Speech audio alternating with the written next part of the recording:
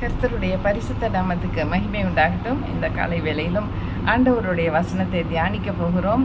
சங்கீதம் 9:18. எளியவனை ஒரு நாளும் மறக்க மாட்டேன்னு சொல்கிறாரு. அது வசனத்தில் எப்படி இருக்குன்னா, எளியவன் என்றென்றைக்கும் மறக்கப்படுவதில்லை, எளியவன் என்றென்றைக்கும் மறக்கப்படுவதில்லை. ஆமென், ஹல்லேலூயா. எளியவனாக பிறந்துட்டான். அவன் ஒரு ஏழ்மையான ஒரு வாழ்க்கை. அவனுக்கு ஒரு நேரம் சாப்பாடு கிடைச்சாலே பெரிய காரியம். அந்த மாதிரி இருக்காங்க இல்லையா? அப்படி எளியவன் என்றென்றைக்கும் மறக்கப்படுவதில்லை. ஹல்லேலூயா. எளிமையான ஒரு வாழ்க்கை, ஏழ்மை, காசு பணம் இல்லை, ஒரு குடிசையில் வாழ்கிறாங்க. அவங்களுக்கு வசதியே இல்லை. அவங்களுக்கு ஒரு நேரம் சாப்பாடு கிடைச்சாலே பெரிய காரியம். அப்படி எத்தனை பேர் இருக்காங்க? தெரு முனையில் இருப்பாங்க பாருங்கள், குப்பை தொட்டிக்கிட்டலாம் இருப்பாங்க. மதுரையில் பாலத்தில் கிட்ட, அண்ணா நகர் பாலத்துக்கிட்ட நிறைய பேர் அப்படி இருப்பாங்க. அவங்களுக்கு ஒரு நேரம் சாப்பாடு கூட இல்லை, ரொம்ப கஷ்டப்படுறவங்க. அவங்களுக்கு துணிமணி கூட இருக்காது. அந்த பிள்ளைங்கள்லாம் ஒன்றுமே ட்ரெஸ்ஸே இல்லாமல் இருப்பாங்க. அப்படி உள்ள கூட்டம் நிறைய பேர் பார்த்துருக்கோம். நாங்கள் ஊழியத்தில் அப்படி உள்ளவங்களுக்கு உதவி செய்கிறதுக்கு நாங்கள் முன்னுக்கு வரோம். அப்போ நமக்கே அவங்களுக்கு உதவி செய்யணும்னு ஒரு எண்ணம் வருதுன்னா, ஆண்டவராகிய இயேசுக்கு எப்படி இருக்கும்? அவங்க ஏழ்மையாக இருக்கிறாங்க, அப்படியே ஏழ்மையிலே விட்டுற மாட்டார். எளியவனை அவர் என்றென்றைக்கும் அவர் மறக்கவே மாட்டார். எளியவன் என்றென்றைக்கும் மறக்கப்படுவதில்லைன்னா, என்றென்றைக்கும் இல்லை, ஒரு காலகட்டம் வரைக்கும் அவங்க ஏழ்மையாக இருப்பாங்க. அதுக்கப்புறம் அப்படி முன்னேறிடுவாங்க. அதுக்கு ஆண்டவர் உதவி செய்வார். ஹல்லேலூயா.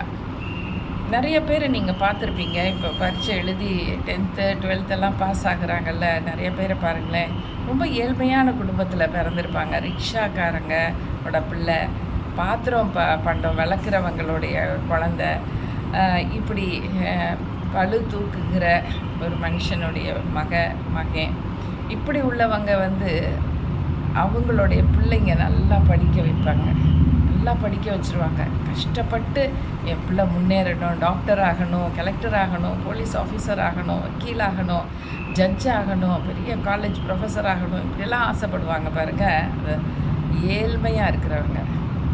ஏன்னா அவங்களுக்கு அடுத்த பரம்பரையில், அடுத்த சந்ததியில் தான் அவங்க ஒரு முன்னேற்றத்தை காண முடியும்னு அவங்க நினைக்கிறாங்க. அதன்படி அவங்க செய்கிறாங்க. உழைப்புக்கு நிச்சயமாக சன்மானம் இருக்குது, உழைப்புக்கு நிச்சயமாக ஒரு பதில் இருக்குது, பெனிஃபிட் இருக்குது. அப்படி பார்க்கும்போது அவங்க பிள்ளைங்க முன்னுக்கு வராங்க. எத்தனையோ பணக்கார வீட்டு பிள்ளைங்களுக்கு மார்க் வரல, ஆனால் ஏழ்மையில் இருக்கிறவங்க பாருங்களேன், அழகாக மார்க் வாங்கிடுறாங்க, நல்லா பாஸ் பண்ணி நல்லா ஷைன் பண்ணுறாங்க. அப்படி உள்ள பிள்ளைங்க பிற்காலத்தில் பெரிய லெவலில் அவங்க எப்படிப்பட்ட ஒரு குடும்பத்திலேருந்து வராங்கங்கிறத தெரிய வரும் பொழுதே நிறையா பேர் முன்னுக்கு வராங்க. நான் படிக்க வைக்கிறேன், இந்த பிள்ளை நான் முன்னேற்றி விடுறேன்னு சொல்லி நிறையா பேர் காசு கொடுக்குறாங்க. எனக்கு தெரிஞ்சு சினி ஃபீல்டெல்லாம் நிறையா பேர் ஹெல்ப் பண்ணுறாங்க. கர்த்தருக்கு மகிமை உண்டாகட்டும். அப்படி உள்ளது தான் பாருங்கள், ஆண்டவர் க்ளீனாக போட்டிருக்காரு இந்த சங்கீதத்தில். எளியவன் என்றென்றைக்கும் மறக்கப்படுவதில்லை. அப்போ ஏதாச்சும் எளியவங்களுக்காக நம்ம செய்யணும்னு ஆண்டவர் சொல்லிகிட்டே இருக்கார். 2வது பிரமாணத்தில் என்ன சொல்கிறாருன்னா, நீ ஒன்றை நேசிக்கிறது போலயே பிறனை நேசினா என்ன அர்த்தம்னா, அவங்க தேவைகளை நீ சந்தி. உனக்குன்னா ஒரு ட்ரெஸ் வாங்கிக்கிற, ஒரு நல்ல பிரியாணி சாப்பிட்டுக்கிற, ஒரு நல்ல ஜூஸ் குடிச்சிக்கிற. ஆனால் ஒரு எளியவன் இருக்கானா, அவனுக்கு என்ன செய்கிற? அவனுக்கும் அதே ஆசைகள் இருக்கும்ல. அவனுக்கும் நல்ல ட்ரெஸ் போடணுன்னு ஆசை இருக்காதா? அவனுக்கு நல்லா பிரியாணி சாப்பிட்ணுன்னு ஆசை இருக்காதா?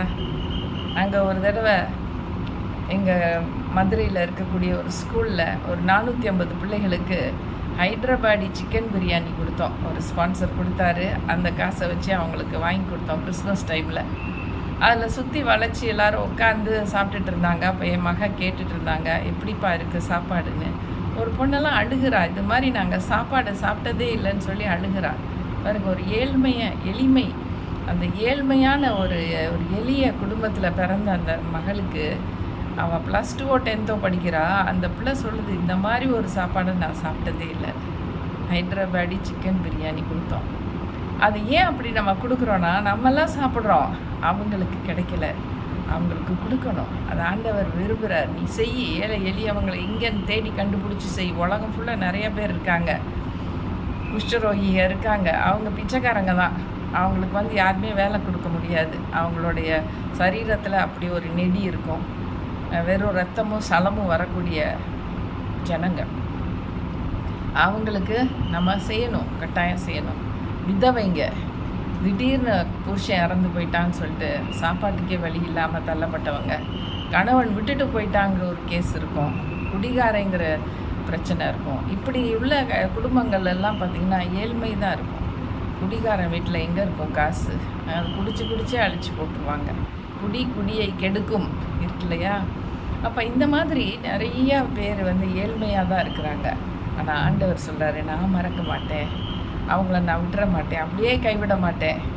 இன்னொரு வசனத்தில் சொல்கிறாரு, யோசுவா 1:5 சொல்கிறாரு, நான் மோசையோடு இருந்தது போல் நான் உன்னோடு இருப்பேன், உன்னை விட்டு விலகவும் மாட்டேன், உன்னை கைவிடவும் மாட்டேங்கிறாரு. அது எளியவனுக்கு தான் மெயினாக சொல்கிற மாதிரி இருக்குது பாருங்களேன். உன்னை விட்டு விலக மாட்டேன், உன்னை கைவிட மாட்டேன். இன்றைக்கி நிறையா எளியவங்க நம்ம இடங்கள்லே இருக்கிறாங்க. அவங்களுக்கு ஒரு துட்டு காசு கூட கொடுக்காம இருக்கக்கூடிய பணக்காரங்க இருக்காங்க, மிடில் கிளாஸ் பீப்புள் இருக்காங்க. நான் பார்க்குறேன், நிறைய இடங்களில் பார்க்குறேன். அவங்க எதுக்கு பிச்சைக்காரங்களை எதுக்கு வளர்க்கணும்னு நினைக்கிறாங்க? அவங்க இன்றைக்கி மரித்து போகிற ஸ்டேஜில் இருக்காங்கங்க. கொஞ்சம் ஏதான்னு இறக்கப்பட்டு நீங்கள் சாப்பாடு கொடுத்தா அவங்க பிழைச்சிக்குவாங்க. அப்படி உள்ளவங்களுக்கும் போன்னு விரட்டுற கூட்டம் தான் நிறையா இருக்குது. இன்றைக்கி அதை ஒரு சாக்கா சொல்கிறாங்க, பிச்சைக்காரங்களுக்கு நம்ம கொடுக்கக்கூடாது, அவங்க பிச்சை எடுக்க வைக்கக்கூடாதுன்னா அவங்க என்ன வேலை பார்க்க வைக்கணும்னா அதுக்கு வந்து கவர்மெண்ட் வந்து பிச்சைக்காரங்கள் மறுவாழ்வுன்னு சொல்லி ஒரு வேலை கொடுக்கணும். ஒரு வேலை பிச்சைக்காரங்களை எல்லாத்தையும் கூட்டி வச்சு அவங்களுக்கு தகுதியான வேலை, அவங்களால செய்யக்கூடிய வேலை. ஏன்னா பிச்சையே எடுத்து பழகிட்டாங்க பார்த்திங்களா, வேலை செய்ய கஷ்டம். நாங்களே நிறையா பேர்கிட்ட கேட்டிருக்கோம், நீ நல்லா தானே இருக்க, நீ வேலை பார்க்க வரியா, நான் உனக்கு சம்பளம் போட்டு கொடுக்குறேன்னா வேண்டாம். ஏன்? அந்த பிச்சை எடுத்து பழகிட்டாங்க. அது வந்து அவங்களுக்கு ஈஸியாக இருக்குது. ஒரு நாளில் அவங்க ஈஸியாக 300 500ன்னு சம்பாதிச்சிடுறாங்க. அதனால வேலைக்கு வர மாட்டேங்கிறாங்க. இப்போ உங்கள் மைண்ட் செட்டை மாற்றணும்.